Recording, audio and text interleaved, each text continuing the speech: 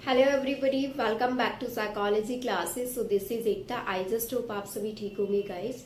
सो आज हम अपनी इस वीडियो में डिस्कस करना चाहेंगे कि हम एग्जाम स्ट्रेस को कैसे ओवरकम कर सकते हैं एग्जाम देने से पहले या एग्जाम देते टाइम या एग्जाम की प्रिपरेशन करते टाइम हम कैसे ओवरकम कर सकते हैं एग्जाम स्ट्रेस को।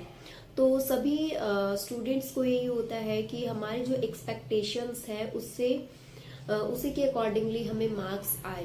तो मोस्ट ऑफ द स्टूडेंट्स ऐसे होते हैं जो प्रिपरेशन बहुत अच्छे से करते हैं और जब वो एग्जाम उनका आता है तो उनको इतनी ज़्यादा स्ट्रेस होती है या फिर उस चीज़ को लेके वो बहुत स्ट्रेस्ड होते हैं, किस टाइप के क्वेश्चंस आएंगे, कैसे मेरे को क्वेश्चंस को पुट अप करना है और कैसे मैं अच्छा परफॉर्म कर सकती हूँ अपनी एकेडमिक्स को, कैसे मैं इम्प्रूव कर सकती हूँ।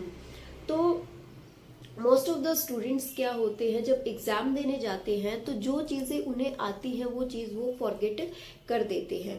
तो ऐसा क्या है जिससे कि हम इस स्ट्रेस को थोड़ा सा ओवरकम कर सके, तो उन टिप्स के बारे में आज हम डिस्कस करेंगे।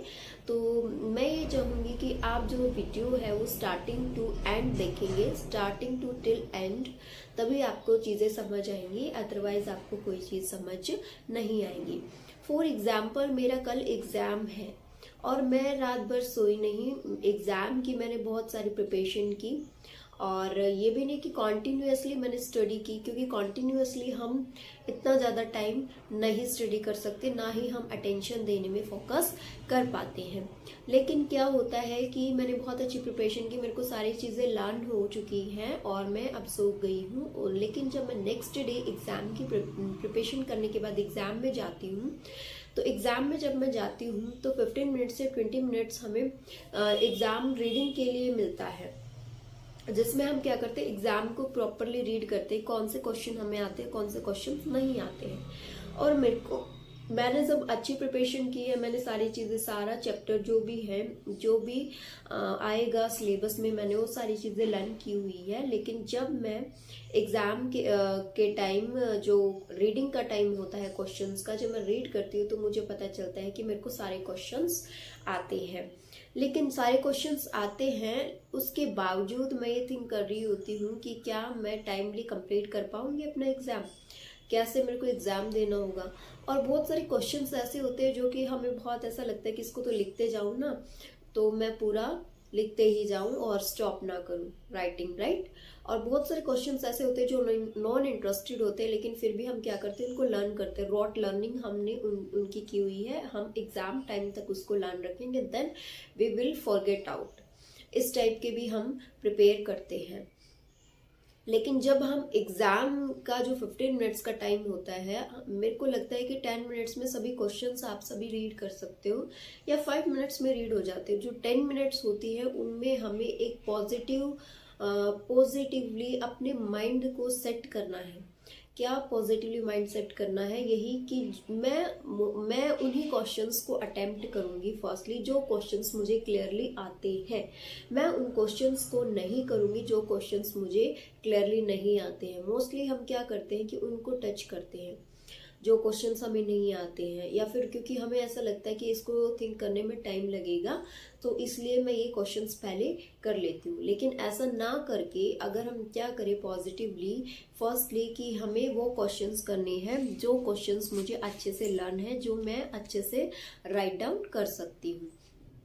और एक दूसरी चीज कि हम अपने एक मेडिटेशन या माइंडफुलनेस हम 5 या 10 मिनट्स में कर सकते हैं कि जितना भी मुझे आता है मैं पूरा पेपर अपना कंप्लीट करके जाऊंगी।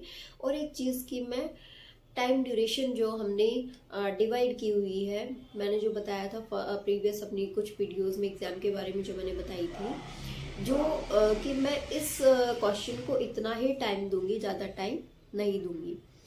क्योंकि क्या होता है कि हम एक क्वेश्चन को ज़्यादा टाइम देते हैं, उसको हम अच्छे से नहीं लिख पाते, तो इससे हमारे परफॉर्मेंस पे भी बहुत ज़्यादा असर पड़ता है।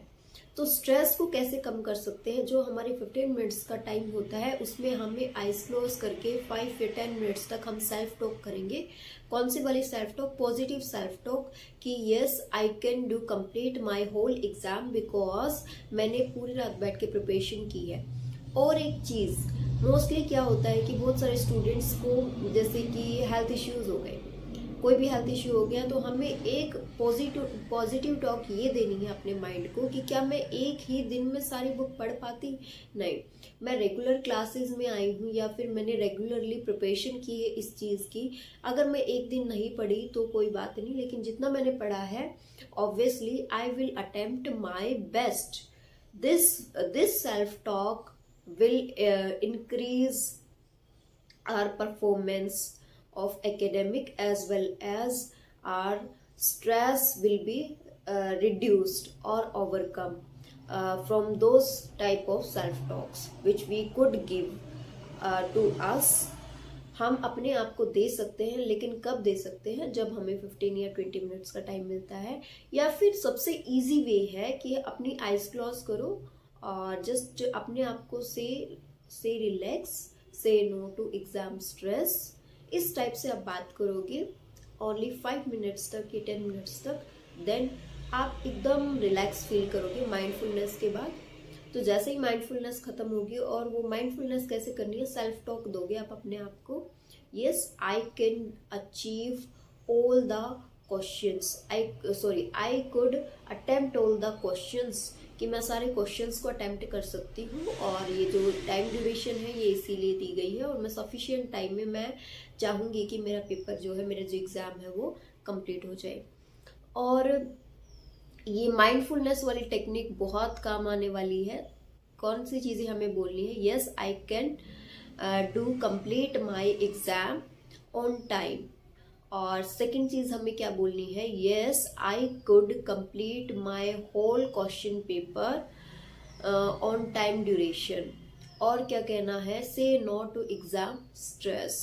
Yes, I can manage all the questions in a very good manner, in a very well manner. Then you will feel a change in yourself towards the exams. Mostly students क्या करते हैं? forget कर देते हैं because they are thinking too much about exams. Like exams, mostly students which are giving board exams or some competitive exams, they will feel very nervous towards those type of exams. But ऐसा कुछ नहीं है, out of syllabus कुछ नहीं आता है. जो हमने रीड किया है, जो हमने लर्न किया है, वही चीज़ें आती हैं. सो आई जस्ट होप ये जितनी भी टिप्स मैंने आपको बताई है, those tips will be very helpful for all candidates which will give the competitive exams as well as their board exams or normal exams. So thank you so much guys for watching this video, and please see this video till start to till end, then you will realize a change towards exam stress. Thank you so much guys, and don't forget like, share and subscribe to this channel. Thank you so much.